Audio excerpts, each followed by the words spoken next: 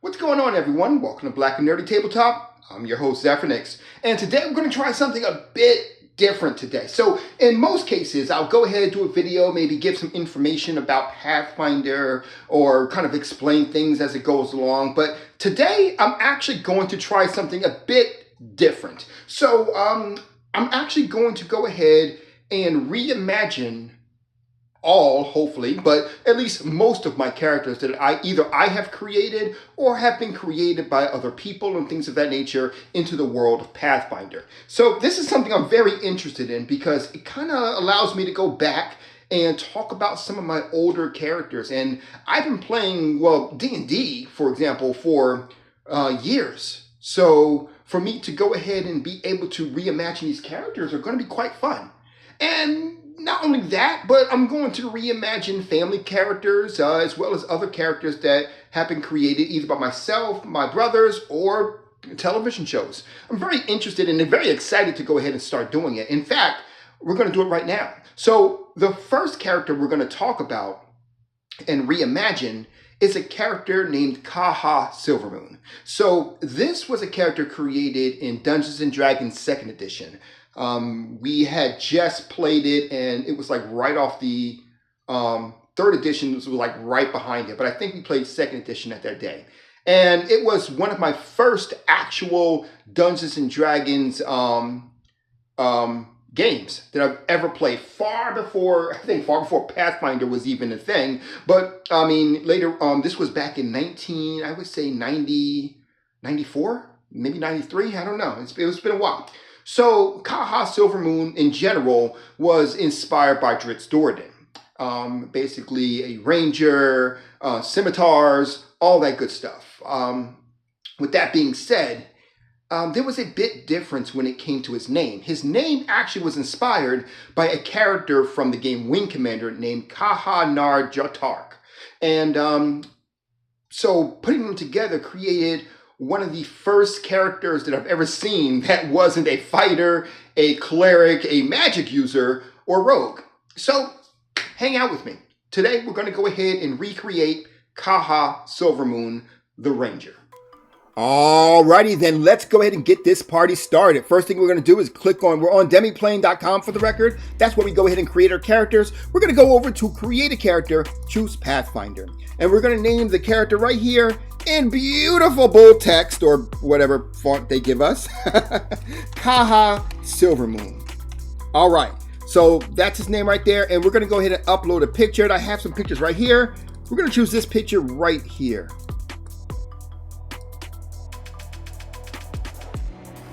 Perfect. All right, we're going to go ahead and click on select image. I'm sorry, no, we're not. We're going to click on this wrong button, and we're going to click on upload image. So as you see the image uploaded right here, here's the name Khajja Silvermoon. Over here is our attributes: strength, dexterity, constitution, intelligence, wisdom, and charisma. On top of that, our saving throws, which are fortitude, reflex, and will. Keep in mind the U below it means untrained right now. And then our perception, which is also untrained, and we have 0 hit points to work with. We're going to go ahead and get started. Click on begin, and the first thing we're going to choose our ancestry. So I can definitely tell you right now, right here, that Khajja Silvermoon is a half-elf. So we're going to choose human. As we click on human, it gives us the information right here. Humans have 8 hit points right here. They are medium size. They have a speed of 25 feet. They get an attribute boost of 2 free, in fact. So that's really good. We're going to go ahead and choose this one. As I select human, notice how the hit points will go from 0 to 8. And there you go. So now we go ahead and choose our heritage. We're going to choose the Elvaran, which are half-elves, essentially. So we're going to choose that one. We're going to go to our ancestry boost, real quick. And we're going to choose strength and dexterity as our attribute boosts. On top of that, we're going to go ahead over here to our ancestry feat. And I'm going to use cooperative nature. This is basically means that Khajja is known for helping others. So what he'll do is, if he finds someone trying to do something, he can go ahead and give them aid. Now the skill aid pretty much allows you to go ahead and roll, and your bonus will actually go towards the other character's bonus who's actually trying to do the skill, and like I said, find out if you can actually go ahead and do whatever the heck he's trying to do. However, now you get a +4 circumstance bonus to that particular skill, meaning that you'll almost definitely be able to help him successfully do whatever it is he's trying to do. So aid is a really can be considered a really powerful skill if you use it right here. So if you want to look at the actual thing, how it works here, this is it right here. So keep in mind, aid is, for the most part, read it right here. A trigger. An ally is about to use an action that requires a skill check or attack roll, meaning that you can go ahead and aid, and you can help someone get the good hit on. You can also help someone do any skill that you need, and keep in mind that's in battle or out of battle, so it's definitely fun to do. Let's go ahead and choose this one right here. There's so many things that you can do with aid that it's probably not used a lot though, unfortunately. Background. Unfortunately, when it comes down to backgrounds, he created Khajja Silvermoon back in Dungeons and Dragons 2.0. Back in 2.0. So unfortunately, they didn't have backgrounds back then, but we're going to choose Hunter. There we go. So this way, gives him kind of slightly expand, albeit, but expand his class as much as possible there. So with this in mind, you get 2 attribute boosts. One is dexterity or wisdom, and the other one is a free one. You also get the survival skill, which is not a good thing because we already have survival skill, but don't worry, I actually know what I'm going to change that with. And we also get tanning lore skill, which means that we know all about tanning and making leather armor and things of that nature. You can actually use this, for the record, to as a bonus. So for example, your character may be able to go ahead and make craft leather much better, or you can go ahead and say he owns a crafting a leather store, and this is how he makes his money when he's off the game. So in the beginning of a Pathfinder game, as a DM personally, what I do is say is, okay, so before you were while you were away, before you started on this particular path to adventure, what were you doing? Like, what were you doing yesterday? And you'd be like, oh, well, I was at my store that I own, and I was going ahead and we were making armor, leather armor. So hold on. Sorry about that. So, okay, fine. You were making leather armor. So let's roll and find out how much you made with that leather armor. And there you go. You also have survey. So that's how you actually get money at the beginning of every time you play, for the record. You can, background can be used as a way to make money. That's other things too, but yeah. So survey wildlife. So this is actually pretty cool too, because this is another skill that is focused on survival. One thing I like to do in Pathfinder is when I'm making a character, I like to go ahead and focus on a particular skill that I want to do, and this one actually is pretty cool. So survival, that is. So this one is survey the wildlife, which pretty much means that you can attempt to recall knowledge on certain creatures and things of that nature. So I actually like this. We're going to go and do this and choose Hunter. Then we're going to go to ability boost. So we already stated what we wanted here. I'm going to choose dexterity and wisdom. You got, excuse me, I got something in my throat here. And we're going to go ahead and move on. So now for the class. Class is very easy. We're going to choose a ranger. Don't know why all these other popped up here. Oh, there's a lot of things popping up here, but why? Like, why this up here? Why did you bother there? Okay, I guess the search broke for a second. Anyway, if you look up here, you already see a lot of my bonuses right here before I even select Ranger. +1 in strength, +2 to dexterity, 0 constitution, 0 intelligence. Wisdom is +1, and on top of that, 0 is charisma. I also have fortitude, which is 0. Reflex is 2, and will is 1, and perception is +1. So those are really good so far. Let's go ahead and look here. So as a ranger, I get an expert in perception, meaning that perception is going to go from 1 to 5 because expert gives you a +4 in your perception, meaning that not a lot is going to escape my glaze. I look around and I can see things in the corner. Not to mention, perception is the default thing that is rolled for your roll for initiative. So that works out a great deal, meaning that you're most likely going to be the first one into combat when need be. So that's really good right there. We want to focus a lot on that one, which I will, for the record. I'm going to be putting one more point, so I'll probably, by the time that we finish this character, I'll at least have a minimum of I think it's 6 perception, but we'll see. So fortitude save, expert, reflex save, expert, will save, train. Train means I get a +2. Expert means, again, I get a +4. So basically, if someone tries to affect me with the common cold, my fortitude save will most likely just like, no. And I won't be affected. That's assuming it could even hit me, because my reflex save are so good, I can simply dodge it. However, will save's not so good, so if I do get affected with the common cold, I probably didn't get affected, but I'm probably going to cry about it anyway, because I'm I'm weak-willed, apparently. Attacks. You're going to have simple weapons, martial weapons, and unarmed attacks. You also have light armor, medium armor, and unarmored defense. And on top of that, as a ranger, you are trained in nature and survival. Remember that survival one, because we already have survival. And it says also you will be trained in a number of additional skills equal to 4 plus your intelligence modifier. Basically means that depending on how much I make, I might actually have more than 4 skills. So most likely I'm going to have to choose at least 5 skills. So yeah, let's jump into it here. So we're going to choose a ranger. As you see up here, as it's chosen, things will go ahead and modify here. I got 6 already for my perception. I chose 6, which is crazy because I'm actually going to get, probably going to get another one. So I'm sorry, I said 6 before, but I might get into 7. So let's go ahead into it. So let's start with the key attribute here. I'm going to choose strength for my key attribute for my ranger. And the reason why is because Khajja was modeled primarily after Dritz Do'Urden. So he doesn't use the bow as much. He used more so is akin to using his weapons. And so strength will actually make his weapons not only hit more, but hit harder. So that's good. Melee weapons is what I meant. So in terms of my attribute boosts, +1 to strength here.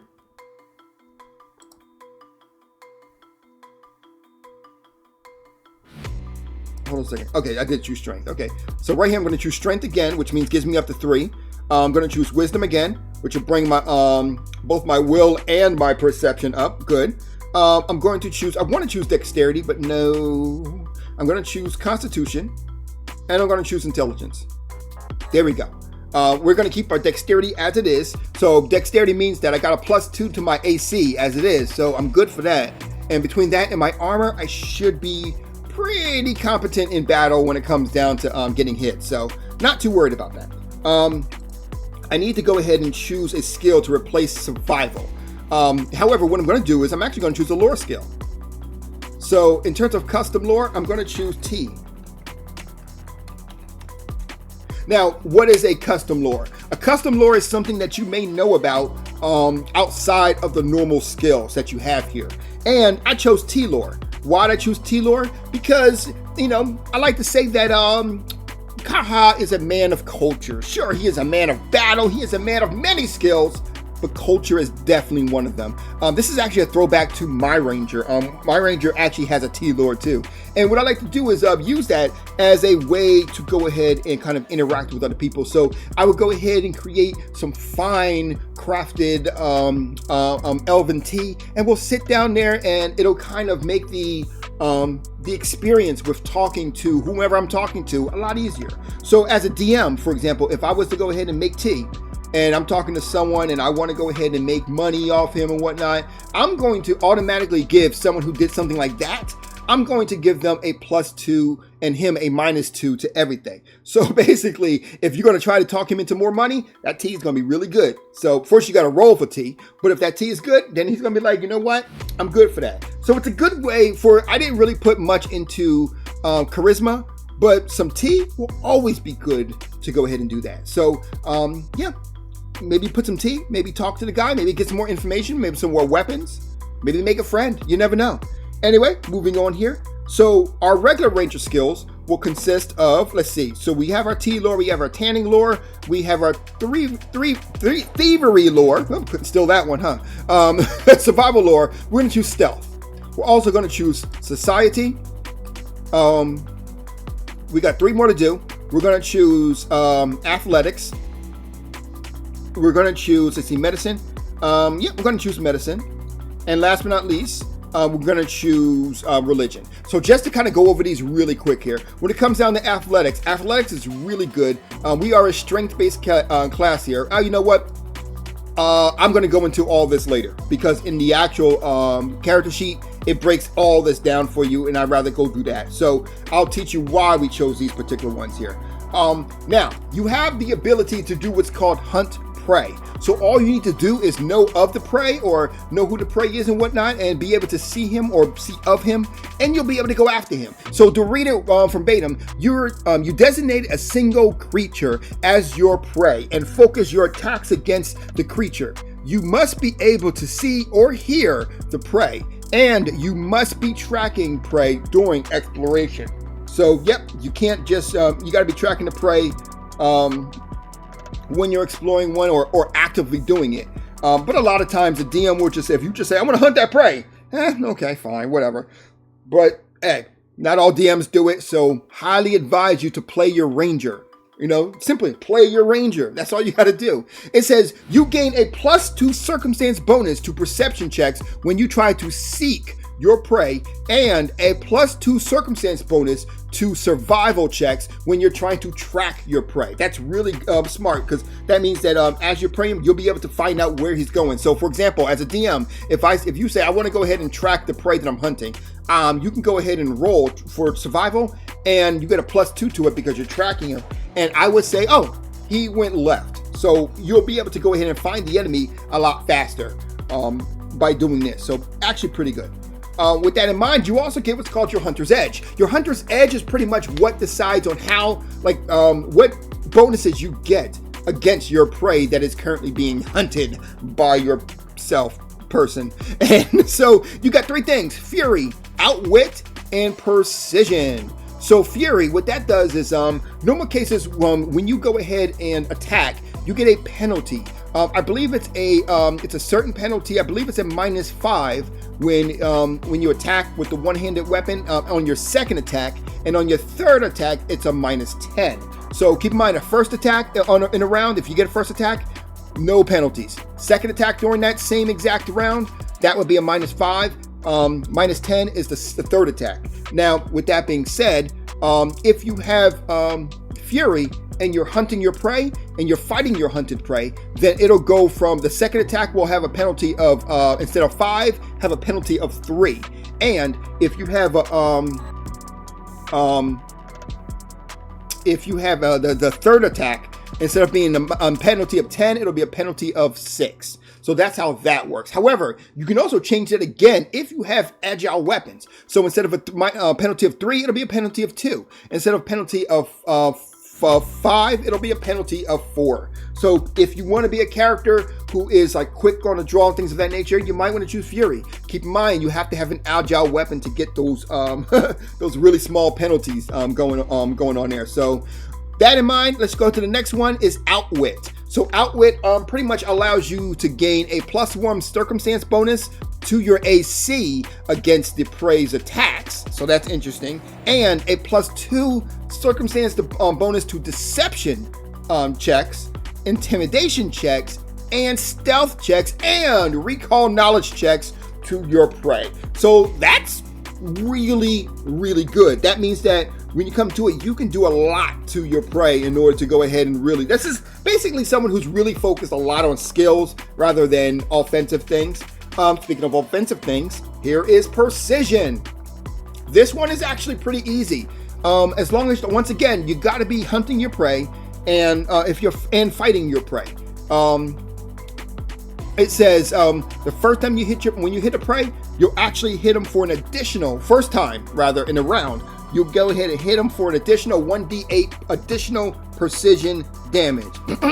Now you got to remember one thing about this: they have to be alive. So if you're fighting undead, this is not going to do well for you. However, if he's alive and well, he won't be for long. So you also have at level 11, it goes to 2d8, and at level 19, 3d8 respectively. So for whatever reason, we're going to choose this one, because why not? You know. So there you go. And then on top of that, we're going to choose a ranger feat. So we get a ranger feat at the very beginning here, and you know what we're going to choose?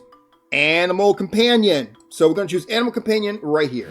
So as you saw right there, this popped open here. So now we have our character pretty much made and almost done. We're going to choose equipment. So I'm going to go ahead and choose the quick equipment package right here. And this is pretty much all the equipment that you get. So what I'm going to actually do though is you'll see everything in gold is the stuff that you're going to get, and everything here is the stuff that you're not going to get. So I'm glad they have everything good. I'm going to take away the longbow, because he doesn't use bows. I don't remember him ever having a bow, if I'm being super honest with you. We got a dagger, we got a leather armor, and we got an adventure pack. They give us all the other stuff, but we're not going to take that. We're going to go ahead and purchase the package. It's going to say, are you sure? We're going to say yes. And then after that, we're going to go down to companions and familiars, where we get to go ahead and name our companion. So I don't remember the actual companion's name. I asked him last night, and he never responded. But I think it was something of like a trail or something like that. I kind of feel it was something of that nature. But you know what? We're going to name him a trail. So there you go. So now select an animal here, and we're going to go ahead and choose which animal it is. So it was a bird. And keep in mind, as you go ahead and create the animal, you'll be able to go ahead and decide on what he wants here. So this is the stats on your bird here. It's a small one, though you'll be able to make it bigger later on in as you choose like mature companion, things of that nature, make him do more damage.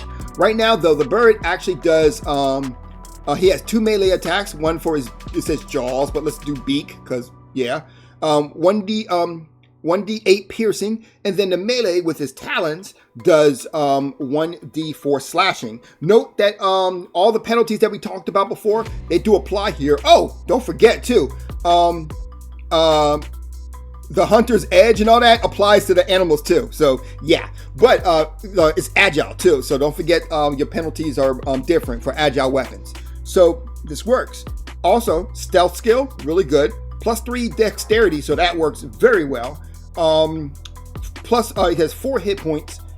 So yeah, and then it also says support benefit. The bird pecks at your foe's eyes when you create an opening. Until the start of your next turn, your strikes that damage a creature that your bird threatens also deal 1d4 persistent bleed damage. What? And the target is dazed until it removes the bleed damage. If your bird is nimble or savage, that's something that you got to deal with later on. The persistent bleed damage increases to 2d8, which is crazy. It says nimble or savage, but I think those are the only 2 choices that you can get. So that's crazy. And you also get something called flyby attack. The bird flies and makes a talon strike any point along the way. God, this is actually a good character. So I didn't realize how good these characters were. I have a pet, but I never looked at this thing here. I usually just use my pet to. Oh, I've been messing up. Anyway, so really good here. Let's go ahead and select the bird here. All right. So everything is good, and the combatants are set. It's time for a death battle. No, I'm just kidding. Let's go ahead and click on character sheet. So we're going to go ahead and we're going to add in 2 more things to our character. Oh, that loaded up pretty fast. But we're almost done here. So before I start talking about anything, I'm going to go over to equipment. And see, the one thing about Khajja is that he had 2 weapons, and they were 2 scimitars. So I'm going to go ahead and choose the weapon, and I'm going to choose 1 scimitar here, and another scimitar here. Okay, so that's what we're going to do. So if you look in his hands, he has 2 scimitars. Like I said before, this character was based off of Dritz Doradin, and so we're going to name our scimitars. Let's see. And we're going to name it Icing Death and... Oh, nope, we can't do that. D&D might thing. We're gonna name it Toka. Here, that's it. We're gonna name the first one Toka, and we're gonna name we're gonna name the other one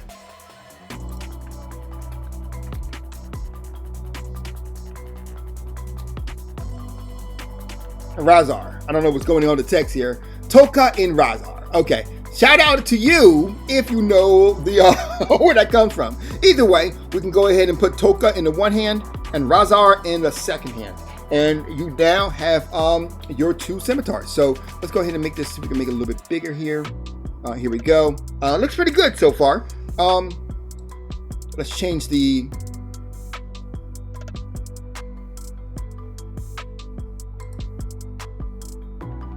not bad. But we're going to change this one instead to, and we're just going to do, we might do Primal. Sure, leave it Primal. Why not? Okay, so, and here we go. So we got the picture of Khajja right up here. Khajja Silvermoon, his name. He is a human ranger, even though he is a half elven. So that elven blood is still in his courses, in his veins. Wow. Plus 3 strength, plus 2 dexterity, plus 1 constitution, plus 1 intelligence, plus 2 wisdom, and plus 0 charisma. Though as we level, we probably should put more points in charisma. Like now, I probably, like in hindsight, I probably should have put in this 1 point in charisma. We're gonna actually put on the armor. So right now, unarmored, we have 15, but as AC, but put on the leather, we actually come out to 16, so not too shabby at all. Our saving throws consist of a plus 6 to our fortitude, a plus 7 to our reflex, and a plus 5 to our will. Hit points are 19. Perception, we are expert at perception. We have a plus 7 to it. I love it. I love it. And we're ready to go. So keep in mind when you roll for initiative, as I stated before, you usually roll a default of perception, meaning that you automatically get a plus 7 in your roll to initiative, meaning that you're most likely going to be one of the first ones to attack. I know I ranger a lot. Right here. And when you attack, you're going to attack. Your first attack will always be a plus 6 to attack, followed by a plus 1 to your attack as you know, with including the penalty. And finally, at the end of the day, your third attack, if you do a third attack, some people don't, you'll have a minus 4 to your attack. No worries though, 3 out of 4 you're probably hit pretty well. Also keep in mind that you all these, when it comes to skills, that includes skills with weapons, skills with armor, all of these also factor in your level. So which means that at level 1, sure, but at level, it all looks like this, but once you reach level 2, it'll go ahead and reflect that in the thing here, meaning that you'll have a plus 7, a plus 2, and a minus 3 respectively. So just letting you know. All right, so it looks like everything is good here. Let's talk about some skills for a second. So we chose athletic skills in something that we were trained in. And the reason why we wanted to do that, because we wanted to make sure that we can actually use trained skills and are good at the skills that we don't have to be trained in. So with the untrained skills, I can climb, I can force open, I can grapple, I can high jump, I can long jump, I can reposition myself, I can shove, I can swim, and I can trip someone. Mind you, however, I do want to make one thing mention. While these are good, tripping someone, making someone to the ground or whatever requires a free hand. You have 2 scimitars, so yeah, that won't be working. Disarm, I believe, requires a free hand as well. Yeah, you use 1 free hand. So you'll need a free hand to go ahead and disarm, but you'll be able to go ahead and do things like shove. I think you'll need a free hand for that one. Oh, you do too. Oh, wow. You need a free hand for that too. And grapple. So yeah, I guess you won't be doing much with this one. What about this one?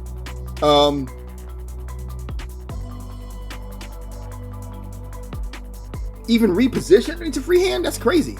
Yeah, either it needs 1 free hand or you're grabbing or restraining the target. So yeah, you might want to go ahead, if you want to be a athletics guy, you might actually want to have 1 hand free, you know, be a one-handed fighter here. So you can easily, and that's the cool part too, because you can have 2 right here, and you can go ahead and add in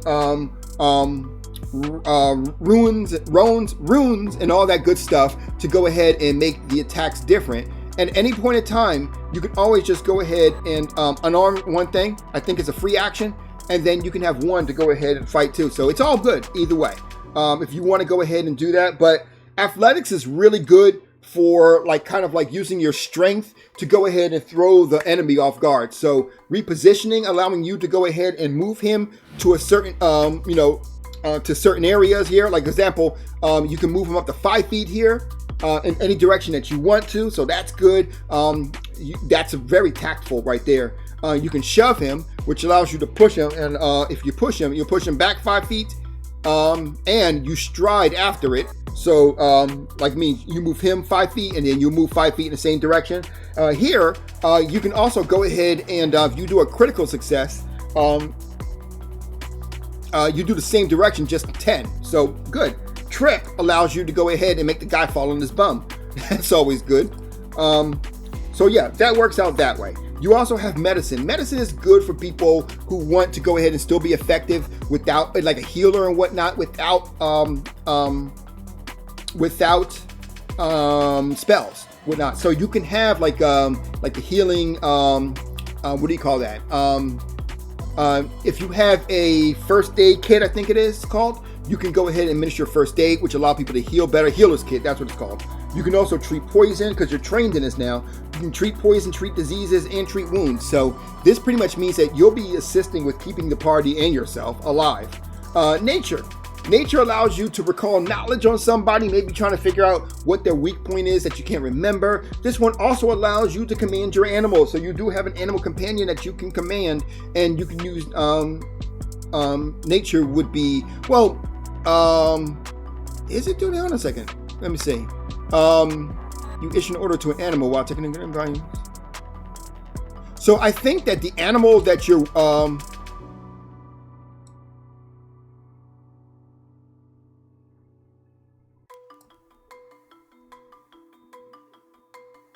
oh, interesting. So yeah, I had something I was not aware of either. Yeah, you would have to go ahead and looks like you have to roll nature in order to go ahead and command your animal, which is fine.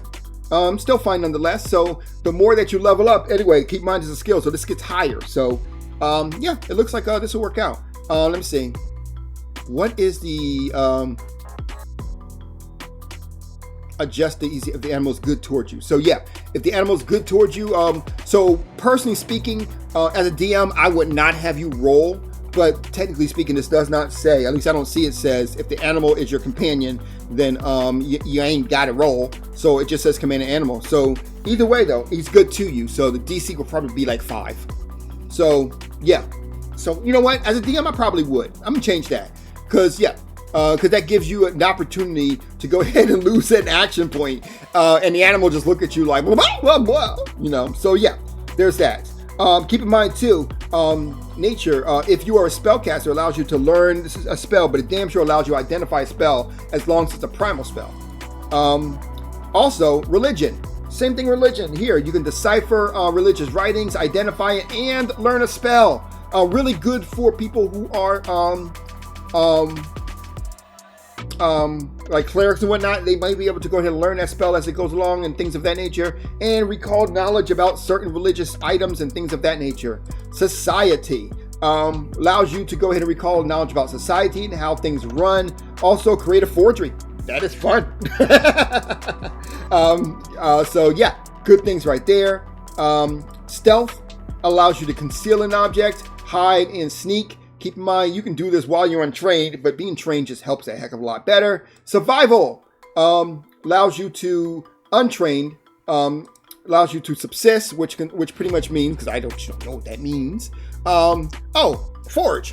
So try to provide yourself food and shelter, so that works out. Sense direction. So you already know what that is, and allows you to track a person. Keep in mind that if you're tracking your hunted prey, you'll actually get a bonus to this, so remember that. And this actually gives you an example of what we might do. So for example, if you're trained in this, which we are, as long as they're relatively fresh tracks, we might be able to go ahead and figure something out. Expert allows me to give you more information. Master, you get the idea. So last but not least, tanning lore, as you see right here, both of them earn income and recall knowledge. So that's all there is to that one. If you want to remember something about tea, you can roll it there. So yeah, overall, our character is pretty good. Our character's pretty good. We already looked at equipment. We don't have any spells as of right now, but at level 2, we definitely would pick up spells. Right here is all the features that come with our character right here. Details about our character in itself. It looks like you can add in 1 language, so I forget actually how many languages this one, but I don't remember how many languages this character gets. I forgot. But you should fill it out. Here's a place to put your notebook and stuff in there. And last but not least, our companion area. So this is our young bird companion, a trail. So once again, +5 perception, acrobatics is +6, athletics is +5. And for the record, for those who don't know, let me see. So let me go over the skills real quick. Acrobatics. So when it comes down to acrobatics, anyone who's untrained can balance and tumble through something, but anyone who's trained can squeeze through something and maneuver in flight. So I mean, that's good to know, even if your character can't do it, because your companion can.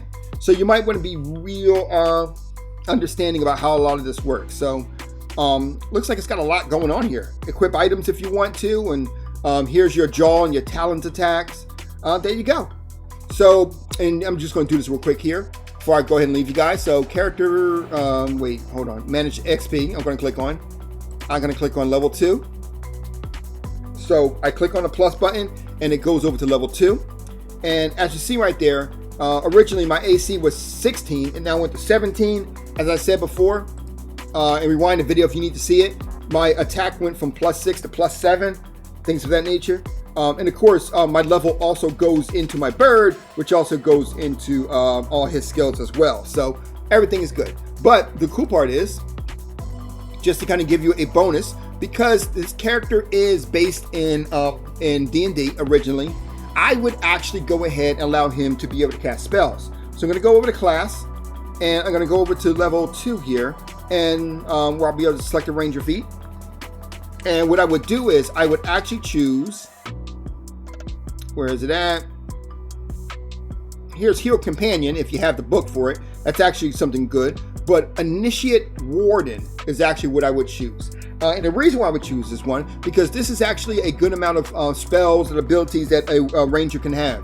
So, for example, Gravity Weapon is a really good one, because what it does is it allows you to go ahead and put extra focus or extra power into your strikes. That's actually good.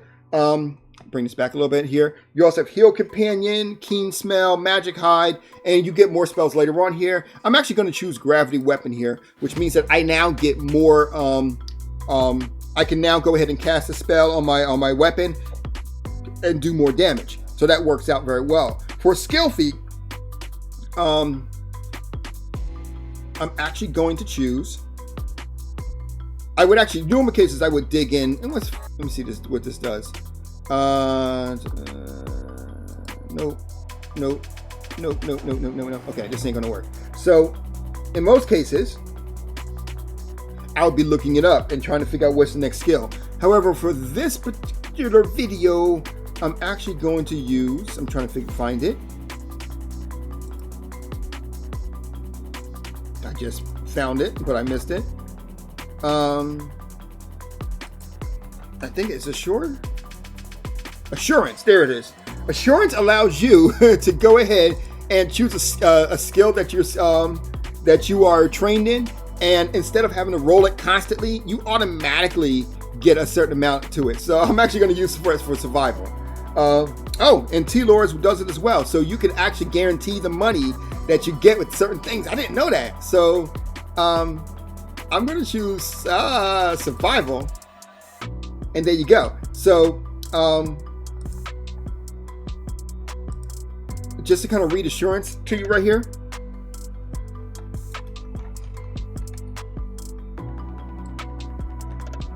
It says you gotta be trained at least one of these skills. It says even in the worst circumstance, you can perform basic tasks. Choose a skill that you are trained in. You can forego rolling a skill check for that skill to instead receive a result of 10 plus your proficiency.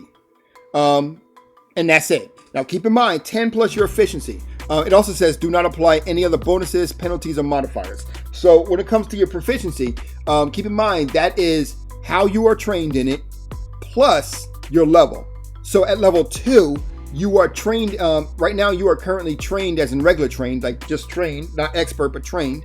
So that's your skill rank. That's what I'm referring to, skill rank plus your level. So you're trained, which is a +2, and then your level, which is also +2, which is 4, which meaning that you would actually get a default of, your roll would be 14 automatically for anything here for survival, because the insurance is on survival.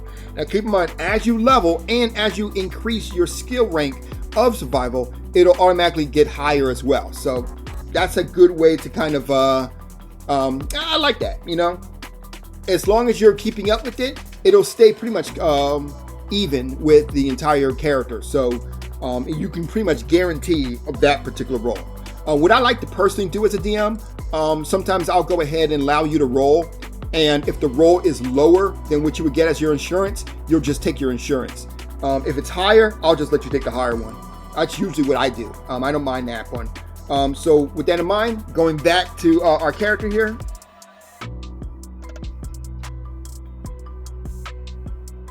And then there we go. So now I go to spells and I have gravity weapon. And as you see right there, this is a focus spell, which means that I would have to use my focus pool, which means that, keep in mind, I can only use it once until I rest and regain it again. You'll have to take a look at the video about focus abilities, but nonetheless, at the end of the day, we're good to go. So this is Khajja Silvermoon, one of the first rangers that I've actually ever met. So let me know what you guys think of not only the character, but think of this particular type of videos here. Hopefully I'll be making a lot more of them. I'm very excited to do it. You guys have a good night. I'm out.